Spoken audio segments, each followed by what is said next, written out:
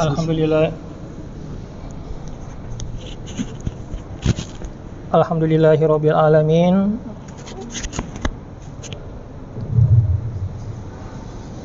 Dikit-dikit. Bismillahirrahmanirrahim. Assalamualaikum warahmatullahi wabarakatuh.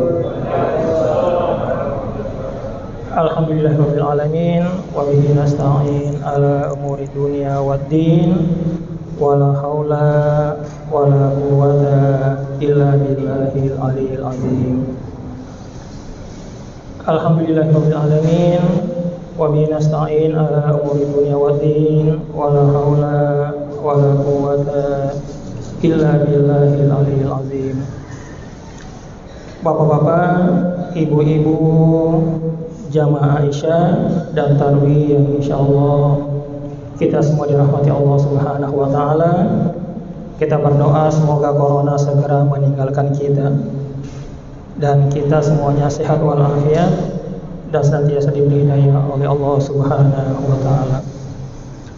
Salawat serta salam atas junjungan Nabi besar Muhammad sallallahu alaihi wasallam, Nabi terakhir yang tidak ada lagi Nabi sesudah Rasulullah sallallahu alaihi wasallam. Jamaah Jumat rahimakumullah.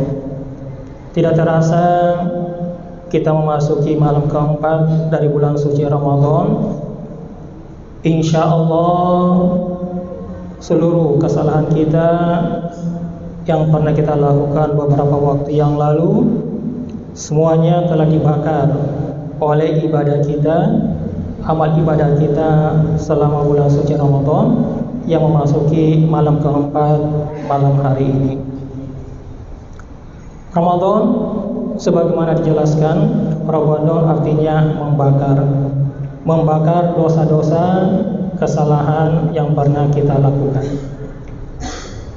Puasa yang kita laksanakan itu juga bertujuan agar kita senantiasa dekat kepada Allah Subhanahu wa taala, senantiasa melaksanakan perintah Allah dan senantiasa menjauhi larangan Allah Subhanahu wa taala. Sore tadi ada pertanyaan menarik yang disampaikan kepada saya, pertanyaan yang tidak diduga-duga dan muncul secara spontan. Pertanyaannya adalah, saat ini kita sudah beribadah kepada Allah, berzikir kepada Allah Subhanahu wa taala, melaksanakan perintah Allah. Apakah itu sudah cukup saja dengan beribadah tanpa melakukan aktivitas sosial kemasyarakatan kita? Bapak-bapak, ibu-ibu jamaah tarwih yang saya muliakan, di sini kita mungkin terdiri dari berbagai profesi, terdiri dari berbagai aktivitas yang kita lakukan. Kita simak ayat Al-Quran yang tadi dibaca oleh imam di rakaat kedua, di mana Rasulullah SAW diingatkan oleh Allah Subhanahu Wa Taala, "Qul innama ana basyarum mislukum yuha ilayya." Rasulullah SAW diingatkan oleh Allah Subhanahu Wa Taala, innama ana basyarum mislukum. Muhammad ya manusia seperti kita. Beliau punya ayah, punya ibu. Beliau dilahirkan oleh seorang perempuan. Beliau kecil bermain, beraktivitas sebagaimana anak-anak kecil, remaja bergaul dan juga berdagang. Dan ketika beliau diutus oleh Allah Subhanahu wa taala sebagai rasul, beliau menyampaikan apa-apa yang disampaikan dari Allah Subhanahu wa taala. Ana basyarum mislukum, bedanya adalah saya seperti kalian, tapi bedanya Rasulullah sallallahu alaihi wasallam yuha ilayya. Nah, yuha ilayya, Rasulullah diwahyukan, wahyu dari Allah. Oleh karena itu, kalau Rasulullah sallallahu alaihi wasallam berbuat keliru sedikit, maka siapa yang tegur? Bapak-bapak, kalau Rasulullah khilaf atau keliru sedikit, siapa yang tegur? Siapa? Ya, yang tegur adalah Allah. Seperti kasus Iza ja'aka fasiqun binaba'in. Seperti kasus ketika ada seorang buta yang datang kepada Nabi, kemudian Nabi mengabaikan. Saat itu Nabi ditegur oleh Allah Subhanahu wa taala dengan diturunkan ayat, yakni ayat yang mengingatkan agar Rasulullah Shallallahu alaihi wasallam tidak mengabaikan orang lemah, tidak mengabaikan orang-orang yang dianggap tidak punya kepentingan di masyarakat, dan lebih mengutamakan orang-orang yang terpandang di masyarakat. Itu Allah yang tegur. Nah, pertanyaannya sekarang, kalau kita manusia biasa, kita berbuat salah, siapa yang ingatkan kita? Siapa yang ingatkan? Kalau kita sebagai suami, mungkin istri yang ingatkan, atau ada teman kita, ada yang ingatkan kepada kita agar kita tidak melakukan kesalahan, tidak melakukan khilafan. Kata-kata Arab pernah mengingatkan, sodikuka man abakaka, la man adahakaka.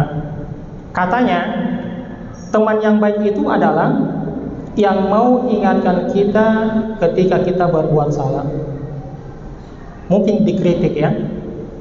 Pertanyaannya, mau tidak kita diingatkan akan kesalahan kita? Mau. Tapi tidak semua orang mau dikritik, tidak semua orang mau diingatkan. Kadang-kadang kalau kita ingatkan, kan kita dianggap sebagai orang yang memusuhi. Padahal kritik itu untuk mengingatkan kita kembali ke jalan yang diridhoi oleh Allah Subhanahu wa taala. Innama ana basyarum mislukum yuha ilayya annama ilahukum ilahu wahid. Kembali diingatkan, Tuhan kita adalah Allah. La ilaha illallah. Ini kita bisa aplikasikan di bulan suci Ramadan.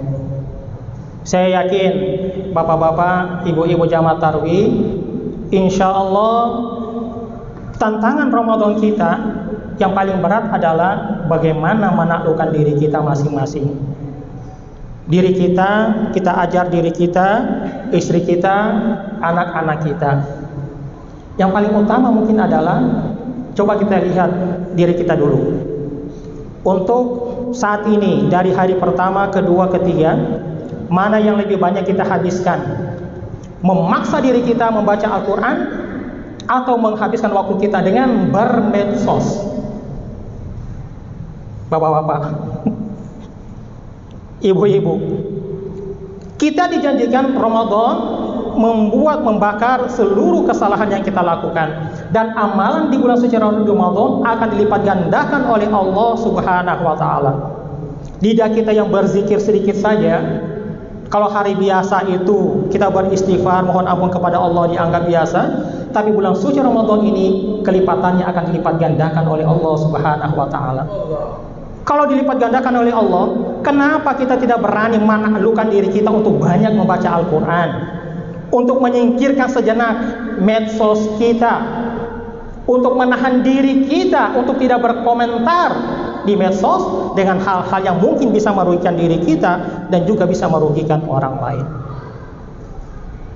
Puasa sebagaimana kita ketahui itu untuk kembali pada diri kita, dan yang bisa menilai, yang bisa mengatakan puasa kita benar atau tidak, itu hanya diri kita dan Allah Subhanahu wa taala.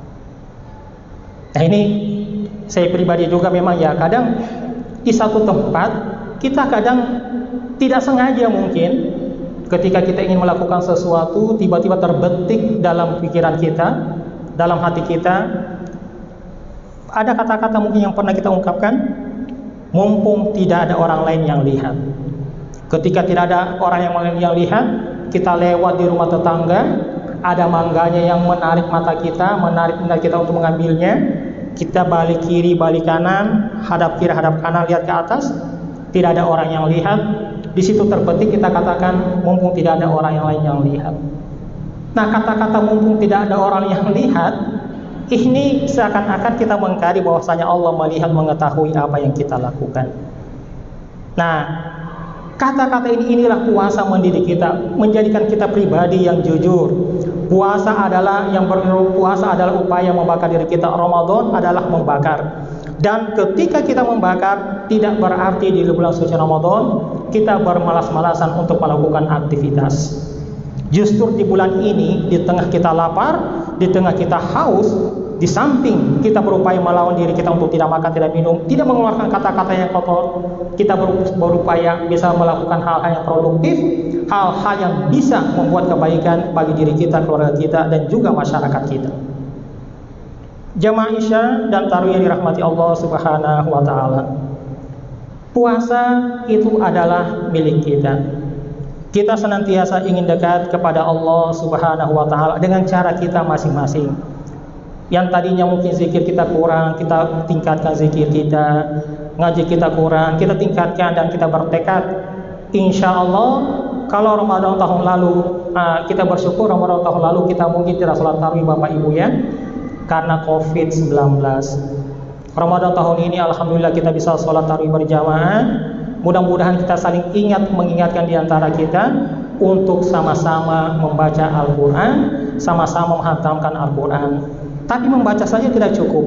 Yang paling penting lagi adalah mari kita aplikasikan, mari kita amalkan nilai-nilai yang ada dalam Al-Quran. Aisyah radhiyallahu anha ketika ditanya akhlak Rasulullah sallallahu alaihi wasallam, beliau menjawab bahwasanya akhlak Rasulullah adalah Al-Quran. Kenapa Rasulullah sallallahu alaihi wasallam dalam waktu singkat mampu menaklukkan dunia, dalam waktu singkat mampu menyebarkan ajaran agama Islam? Modal utama beliau adalah Al-Amin. Beliau adalah pribadi yang terpercaya, pribadi yang jujur. Dan ini memang tidak mudah, karena Rasulullah SAW senantiasa dibimbing oleh Allah Subhanahu wa taala, dan mudah-mudahan kita juga dibimbing oleh Allah Subhanahu wa taala, diberi kekuatan hidayah dari Allah Subhanahu wa taala agar menjadi pribadi yang muttaqi, pribadi yang benar-benar melaksanakan ibadah puasa, yang kesadaran puasa kita menghadirkan Allah dalam diri kita. Bagaimana menghadirkan Allah? Kita senantiasa berzikir, dan kalau ada perbuatan yang kita anggap bertentangan dengan ajaran akidah kita mengatakan ini akhafullah. Ini akhafullah. Ini kata-kata yang pribadi saya mungkin agak gampang juga mengucapkan, tapi aplikasinya sangat berat. Kalau Rasulullah yang sudah digaransi surga oleh Allah Subhanahu wa taala masih senantiasa mengatakan ini akhafullah, saya takut kepada Allah Subhanahu wa taala. Apakah kita pengikut Rasulullah sallallahu alaihi wasallam tidak mau juga mengikuti apa yang diajarkan oleh beliau? Mari kita berani berkata ini akhafullah, agar kehidupan kita kehidupan yang diberkati oleh Allah Subhanahu wa taala, kehidupan kita kehidupan yang dibimbing oleh Allah Subhanahu wa taala, dan ujung-ujungnya mudah-mudahan kita termasuk orang-orang yang diajak oleh Allah Subhanahu wa taala, ya Tuhan nafsul mutmainnah irji'i ila rabbiki radiyatan mardiyah fadkhuli fi ibadi wadkhuli jannati. Terima kasih. Assalamualaikum warahmatullahi wabarakatuh.